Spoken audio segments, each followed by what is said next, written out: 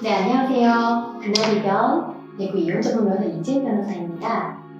협의이혼이나 조정이혼을 고려할 경우에 꼭 이혼 소송을 제기하지 않아도 상대방의 재산을 조회를 할 수가 있을까요? 우선 협의이혼의 경우에 법원은 재산 분할에 대해서는 전혀 관여를 하지 않습니다. 이혼 여부, 또 친권 및 양육자, 또 양육비에 대해서만 관여를 하기 때문에 당연히 상대방 재산 조회는 불가능합니다. 따라서 이 협의혼을 할 때에는 상대방의 재산을 거의 알고 있다는 전제 하에 서로 재산 분할 약정서를 작성을 해야 됩니다. 다음 조정이혼의 경우에는 어떨까요? 조정이혼은 법원에서 조정 절차를 거친다는 점에서 협의이혼과 차이가 있지만 기본적으로 부부의 일은 부부가 협의해서 정한다라는 절차이기 때문에 재산 조회를 할 수가 없습니다. 그러면 사실 어떤 경우에 이 조정이혼이 조금 유리할까요? 사실 나는 상대방의 재산을 거의 다 알고 있는데 상대방은 나의 재산을 나만큼은 사실 잘 모르는 경우, 이런 상태에서 상대방이 가급적이면 원만하고 빠르게 좀 관계를 정리를 하고 싶다. 그런 욕구가 큰 경우에는 별도로 소송을 하지 않고 조정이혼 신청을 하는 것이 유리합니다. 다만 실무적으로 제가 보면은 어느 한쪽이 이 상대방의 재산을 잘 모르는 경우가 훨씬 더 많습니다.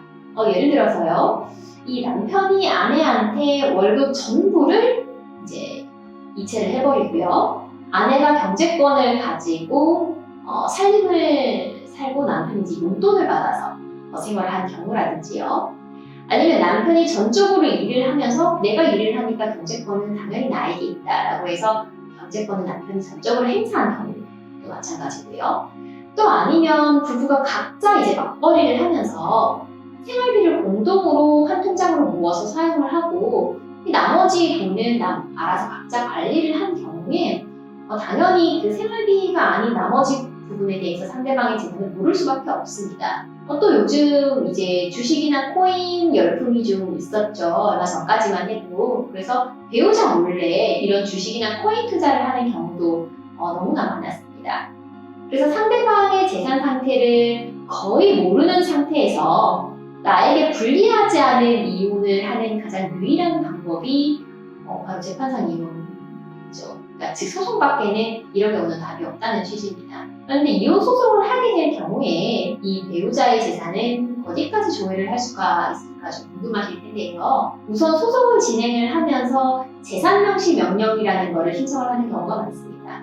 이 경우에 상대방이 나를 속이고 재산을 다 안 적어내면 어떡하나, 재산명시 명령이라는 건 너의 재산을 내놔라 하는 명령인데 이런 부분을 걱정을 하실 수가 있습니다. 근데 사실은 이런 걱정은 사실 하실 필요는 없는데요. 내 재산은 사실 숨기고 싶고 상대방의 재산을 더 찾아내고 싶은 것이 인지상정이기 때문에 법원도 단순히 그냥 재산 목록표를 적어서 내는 것은 신빙성이 떨어진다고 판단을 하고 있습니다. 그래서 법원에서는 재산 목록표를 내라라고 명령을 할 때 반드시 이제 증빙 자료를 같이 내도록 명령을 하고 있습니다. 먼저 계좌정보 통합관리 서비스를 통해서 이 본인의 계좌 통합조의 상세 내역, 그리고 해지 결과, 요거를 제출을 하도록 하고 있고요. 그 다음에 손해보험협회의 보험가입 내역 조회, 그 서비스를 통한 생존자 가입 내역 조회, 그리고 또 휴면계좌 조회, 이런 부분들 내도록 하고 있고요. 그리고 한국예탁결제원 주식찾기 서비스를 통한 이제 미수령 주권 내역, 또 주주께서 찾아가신 주권 내역, 또 실질 주주 정보, 이런 부분들도 제출하도록 하고 있습니다. 또 이제 국토교통부 국가공보정보 포털, 요거를 통한 토지찾기 서비스, 요거 조회 내역을 그대로 출력을 해서 제출을 하도록 하고 있고요. 설령 이제 내역이 없다고 하더라도 없으면 없다라는 그 화면을 그대로 출력을 해서 증빙자료로 제출하도록 하고 있습니다. 이런 이제 재산명시 명령을 통한 이 재산 조회 결과를 본 다음에 요거를 토대로 해서 이제 개별적으로 재산을 조회를 하는 경우가 이제 많습니다. 보통 이제 언제 재산명시 명령 신청을 하고 명령이 나오느냐를 궁금해하시는 경우가 많은데요.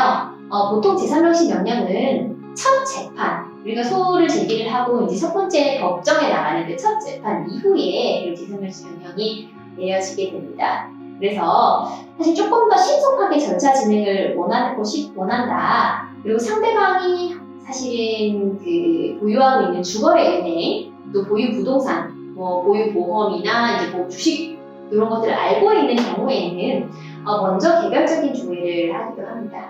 자, 구체적으로 이제 개별적 재산 조회는 어떻게 할지 궁금해하시는 경우가 있는데요. 일단은 은행 예금이나 보험 같은 경우에는 이제 금융거래 정보 제출 신청 요거를 통해서 자료를 금융기관으로부터 받습니다. 그런데 이제 거래 내역을 보는 거는 좋은데 10년, 20년이 되는 혼인기간 전체의 그 거래 내역을 조회를 할 수가 있을지 궁금하실 겁니다. 근데 이 부분은 사실은 어렵고요. 법원에서는 통상적으로는 이 기준 시점, 이제 보통 소재기 시점이라든가 별거 시점을 기준 시점을 잡게 되는데요. 이때로부터 2, 3년 전의 거래 내역부터 조회를 허가하는 경우가 많습니다. 그리고 특별한 사정이 있는 경우에, 예를 들면은 내가 몇 년 전에 돈을 빌렸다라든지 돈을 받았다라든지 이런 부분들을 조회를 하는 것이 필요하다 할 때는 그 입증 취지를 고려해서 그 기준 시점보다 훨씬 더 과거 시점의 거래 내역 조회를 허가를 하고 있습니다. 이 부동산 같은 경우에는 과거부터 현재까지 보유 부동산에 대한 정보를 조회를 할 수가 있고요. 이제 코인 같은 것들도 최근에 이제 많이 진전이 되는데 이런 부분들도 거래소에 대한 이 사실 조회를 통해서 확인을 할 수가 있습니다. 또 이제 기타 퇴직금 같은 자산에 따라서도 또 조회 기관이나 조회 방법 등이 자산마다 다 다르기 때문에 사실 이혼 소송 중에 혼자 진행할 가장 어려운 절차가 이 재산 조회 절차입니다. 사실은 이 이혼 사건에 경험이 많지 않은 변호사도 좀 어려워하는 절차 중에 하나가 이 재산 조회 절차이기 때문에 이런 부분을 감안하더라도 사실은 경험이 풍부한 이혼 전문 변호사의 조력을 받아서 진행을 하시는 것이 좋습니다. 사실 이제 감정적으로 이혼 사유에 대해서만 다투는 것은 실익이 없죠. 그래서 이성적으로 재산 분할에 대해서 집중하는 것, 소가 본격적으로 이제 진행이 됨에 따라 서로 이제 이혼에 동의를 하는 것으로 이제 의사를 정리를 한다면 그 이후에는 이성적으로 재산 분할 쪽에 집중을 하는 것이 실질적으로 서로한테 도움이 되는 소송 진행 방식입니다. 이런 부분은 사실 아무리 강조를 해도 지나치지 않습니다. 왜냐하면 이혼을 하고 나서도 우리는 계속 삶을 살아가야 되기 때문이죠. 네, 저희 권법인 그날은 대한변호사협회에서 등록한 이혼 전문 변호사로만 구성이 되어 있습니다.